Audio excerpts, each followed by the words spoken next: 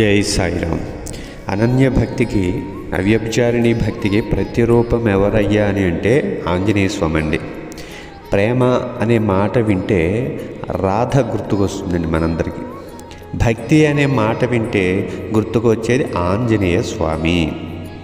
కారణం హనుమది అనన్యమైనటువంటి భక్తి అండి, అచంచలమైనటువంటి భక్తి. అంటే ఎప్పుడూ కూడా ఒకే రకంగా స్థిరంగా శాశ్వతంగా అలా ఉండిపోయేటటువంటి అచంచలమైనటువంటి భక్తి హనుమది అనమాట. అనన్యమైన భక్తి అంటే ఇక అందరి మీద ఉండేటటువంటి ప్రేమను ఒక్క రాముడి మీదే తీసుకొచ్చి పెట్టి ఆ ప్రేమను చూపించడం అనేది అనన్యమైనటువంటి భక్తి. ఇప్పుడు హనుమ శ్రీరాముణ్ణి దైవంగా, గురువుగా, తనే గమ్యంగా, సర్వస్వంగా ఆరాధించాడు ఆంజనేయ స్వామి.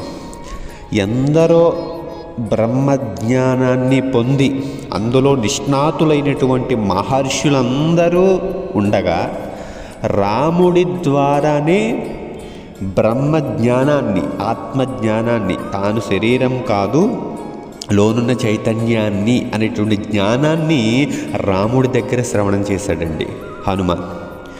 రాముడి అనుగ్రహం వల్లనే ఆ ఆత్మానుభూతిని, బ్రహ్మానుభూతిని, పరమానందాన్ని పొందాడు హనుమ.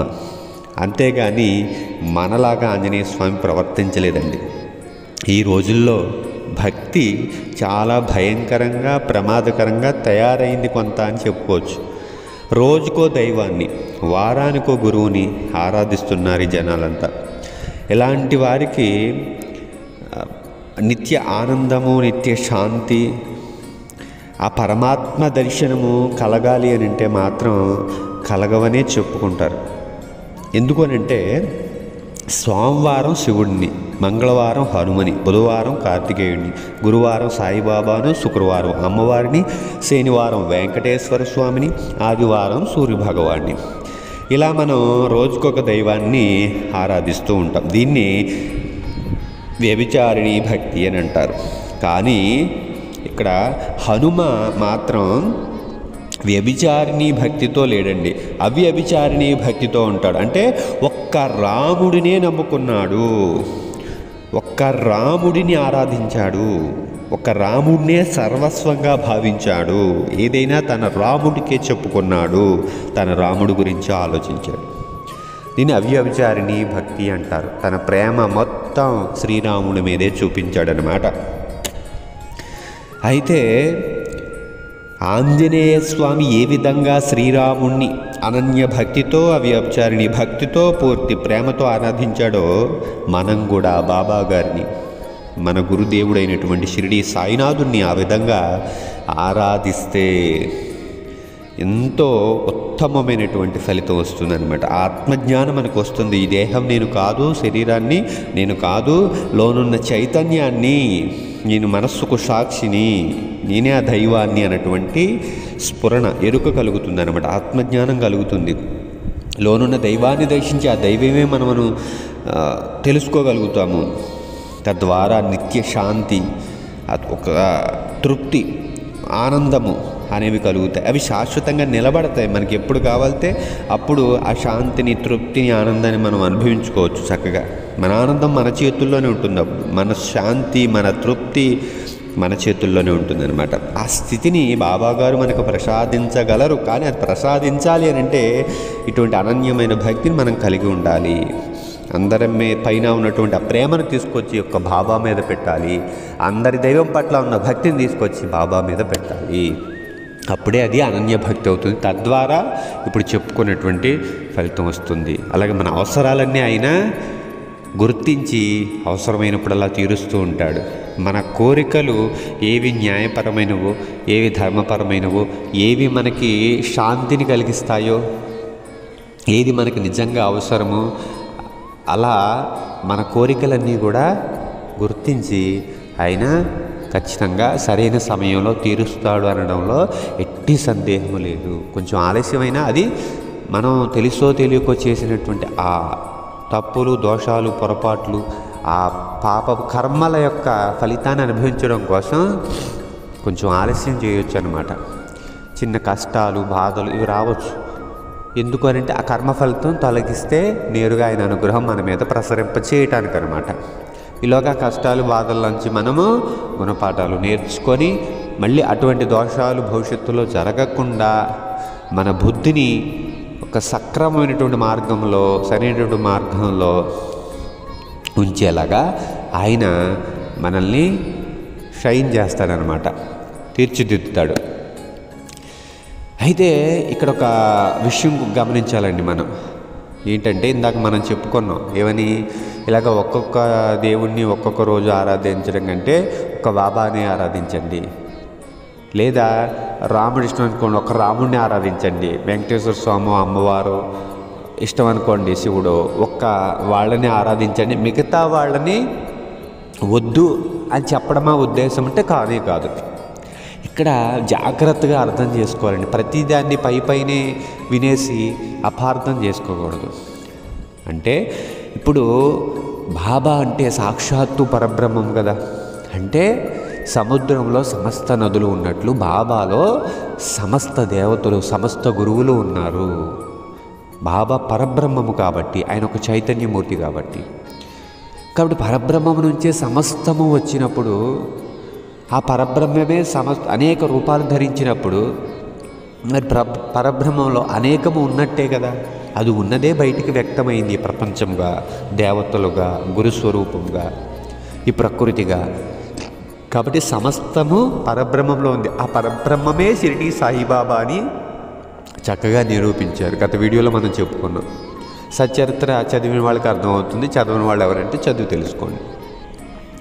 సో ఇప్పుడు బాబా గారిని ఆరాధిస్తున్నారు అంటే ఒక దేహాన్ని కాదు, కఫ్ని ధరించినటువంటి ఒక భిక్షాపాత్ర పట్టుకున్నటువంటి ఒక శరీరం ఏదైతే ఉందో షిరిడీలో, ఆ శరీరాన్ని మనం ఆరాధిస్తున్నట్టు కాదండి. లోన్న పరబ్రహ్మము షిరిడీ సాయిబాబా. అందుకే బాబా గారు అంటారు ఏమని, బాబా అంటే ద్వారకామాయిలో కూర్చున్నటువంటి, ఇక్కడే ఉన్నటువంటి 5.5 అడుగుల దేహం అని అనుకుంటున్నావేమో, కానే కాదు.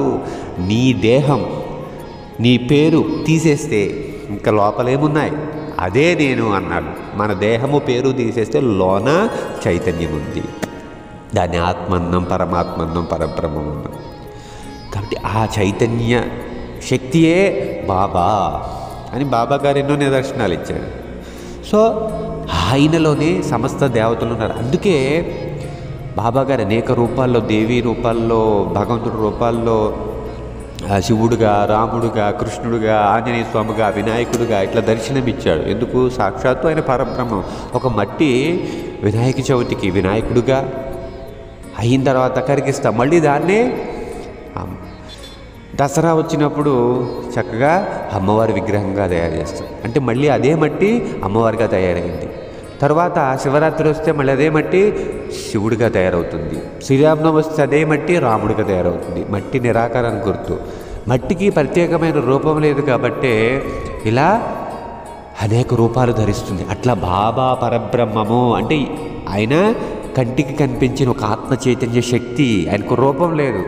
ఆ రూపం లేదు కాబట్టి అనేక రూపాలు ఆయన ధరించగలడు, అనేక రూపాలు ఆయనలో కలిగి ఉన్నాడు. సో బాబా గారిని ఆరాధిస్తున్నామనంటే సమస్త దేవతలను, సమస్త గురువులను, సమస్త మహాత్ములను, సమస్త దైవాలను ఆరాధించినట్టే. సమస్త ప్రకృతిని, పంచభూతాలను, సమస్త మానవులను, పశుపక్షాదులు, క్రిమకీటకాదులను సమస్తాన్ని నువ్వు ఆరాధించినట్టే, పూజించినట్టే, సేవించినట్టే. సో ఇప్పుడు బాబాను పూజించేటప్పుడు ఆయనలోనే శివుణ్ణి చూడు, ఆయనలోనే రాముడిని చూడు, ఆయనలోనే కృష్ణుడిని చూడు, ఆయనలోనే ఆంజనేయ స్వామి చూడు, ఆయనలోనే అమ్మవారిని చూడు. ఇది అనన్య భక్తి అంటాం. ఒకవేళ సోమవారం శివాలయానికి వెళ్తాం, నేను వెళ్తాను అంటే మానేమని కాదు, వెళ్ళినప్పుడు ఆ శివుడిలో బాబాని చూడు, బాబాలో శివుని చూడు, శివుడిలో బాబాని చూడు. మంగళవారం వచ్చింది, ఆంజనేయ స్వామి ఆలయానికి వెళ్ళు, నేను వెళ్తాను, కానీ అక్కడ ఆంజనేయ స్వామిలో బాబాను చూస్తాను. ఇంటికాడ ఆ బాబాలో ఆంజనేయ స్వామిని చూస్తాను. బుధవారం వచ్చింది, కుమారస్వామో, అయ్యప్ప స్వామో లేదా వినాయకుడో ఆలయానికి వెళ్ళాం, అక్కడ నువ్వు బాబాని చూడు. అంటే ఆయనలో ఒక చైతన్యం అవుతుంది, అదే బాబా. కాబట్టి ఒక్కసారి బాబా నిరాకార రూపం తెలియకపోయినా బాబా సాకారం తెలుసు కదా, కాబట్టి ఆయన దేహంలో ఆయనే ఉన్నాడు బాబా అన్నట్టు ఒక్కసారి దర్శనం చేయి. బాబా నువ్వు బాబాకి చేస్తున్నట్టే కదా, అలాగే నువ్వు బాబాకి చేస్తున్నప్పుడు వినాయకుడికి చేస్తున్నట్టు భావన చేయి, అలాగే కుమారస్వామి చేస్తున్నట్టు చేయి, అయ్యప్ప స్వామి చేస్తున్నట్టు చేయి. అలాగే శుక్రవారం వచ్చింది అట్లానే చేయి, శనివారం వచ్చింది, ఆదివారం వచ్చింది, ఆ అమ్మవారిని, ఆ వెంకటేశ్వర స్వామిని, ఆ సూర్యుని కూడా ఆలయాలకు వెళ్ళేటప్పుడు ఆ బాబాను చూడు, చైతన్య శక్తి రూపంలో వాళ్ళల్లో ఉన్నాడు. అలాగే నువ్వు బాబాకు చేస్తున్నప్పుడు బాబాలో ఆ అమ్మవారిని, వెంకటేశ్వర స్వామిని, అలాగే సూర్యుని చూడు. సో ఇలా చేస్తే దీన్ని అనన్య భక్తి అంటాడు. ఇప్పుడు ఆంజనేయ స్వామి కూడా ఇప్పుడు శ్రీకృష్ణుడుతో ఉన్నప్పుడు ఒకనొక సందర్భంలో ఒకసారిగా రాముడిగా దర్శనమిస్తాడండి. రాముడిగా దర్శనమిస్తే ఎంతో సంతోషపడతాడు, ఎందుకంటే చాలా భక్తి ఉంది కాబట్టి. ఇష్టమైన వాళ్ళకి అనిపిస్తే మనకి సంతోషం కదండి. అయితే వెంటనే కృష్ణుడి రూపాన్ని ధరించి మళ్ళీ తిరిగి వెళ్ళిపోతూ ఉంటాడు. వెళ్ళిపోయేటప్పుడు వెనకాల ఏమనుకుంటూ వెళ్ళాడు? కృష్ణ కృష్ణ అనుకుంటూ వెళ్ళాడా? లేదు, రామ రామ అనుకుంటూ వెళ్ళాడు. ఎందుకు? ఆ రాముడే కృష్ణుడు కదా, మరి కృష్ణ కృష్ణ అనుకుంటూ వెళ్ళొచ్చు కదా? లేదు, ఆ కృష్ణుల్లో రాముడు ఉన్నాడు, రాముడే కృష్ణుడై ఉన్నాడు కాబట్టి ఆ కృష్ణుల్లో రాముడిని చూస్తూ రామ రామ అనుకుంటూ వెళ్ళాడే కానీ కృష్ణ కృష్ణ అనుకుంటూ వెళ్ళలేదు. దీన్ని అనన్య భక్తి అంటారనమాట. ఒకవేళ నిజంగా రాముల్లో చూడవలసి వస్తే రాముల్లో కృష్ణుడిని చూస్తాడు ఆంజనేయ స్వామి. సో ఇలా ఉండాలి, దీన్నే అనన్య భక్తి అంటారు.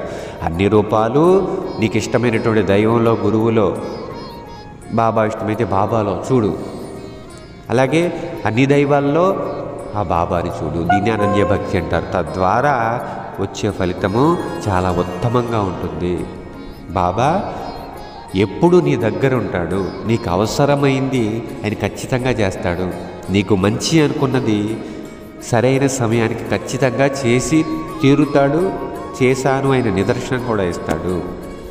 అలాగే ఎన్నో విషయాలు నీకు నేర్పిస్తాడు. నువ్వు నిత్యము అంటే ప్రతిరోజు శాంతిగా ఉండటానికి, ప్రశాంతంగా ఉండడానికి, ఆనందంగా ఉండడానికి, తృప్తిగా ఉండడానికి ఏమేమి అవసరమో అంటే ఏ జ్ఞానం అవసరమో ఆ జ్ఞానాన్ని నీకు ఇస్తాడు. అటువంటి పరిస్థితులు నీకు కల్పిస్తాడు, త్రికరణ శుద్ధిగా మారేలా చేస్తాడు ఆయన బాబాగారు. అంటే నీలో సహజమైనటువంటి శాంతి, ఆనంది, తృప్తిని ఏ విషయాలు అడ్డుగా ఉంటున్నాయో ఆయన మన చేత గుర్తించేలా చేస్తాడు. ఓ ఈ విషయాలు మనం సహజంగా ఉండేటటువంటి శాంతిని ఉండకుండా కోల్పోయేలా చేస్తున్నాయి అని గుర్తించేలా చేసి వాటిని అవాయిడ్ చేస్తాడనమాట, వాటిని దూరం పెట్టేలా చేస్తాడు. ఆ శక్తి, ఆ బలము, ఆ మానసిక స్థితి, ఆ సంస్కారము కలిగేంత వరకు ఆయన మనల్ని చెక్కుతూనే ఉంటాడు. మనం మారాల్సిందే. ఆ మారే దానికి అవసరమైనటువంటి స్థితిని, పరిస్థితిని, శక్తిని ఆయనే ఇస్తాడు. మనం ఎక్కడండి, మనం ఏం చేయగలుగుతాం? మనం ఎంత, మన శక్తి ఎంత? ఈ ప్రపంచంలో, ఈ విశ్వంలో, ఈ గ్యాలక్సీలో మనం ఎంత, మన ఉనికి ఎంత? అంతా ఆయన చేసేదే. ఇప్పుడు మాట్లాడుతున్నా ఆయన పలికించేదే, మనం ఏం చేసినా ఆయన చేయించేదే. జై సాయిరామ్, జై జై సాయిరామ్.